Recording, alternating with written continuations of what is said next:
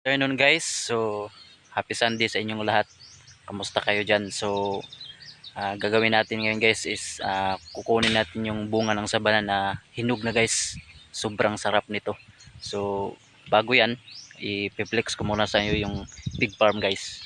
So ayan guys, gaya ng dati, yan po yung pig farm natin. So ang dami pong mga puno.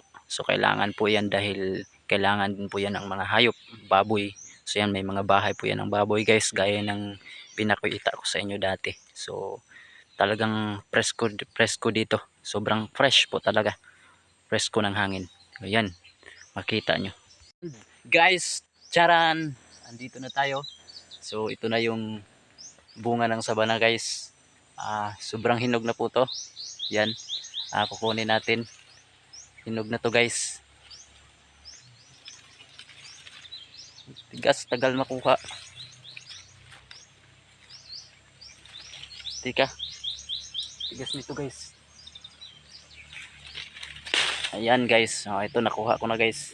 Sobrang hinog na oh. Yan. Yan. Hinog na talaga.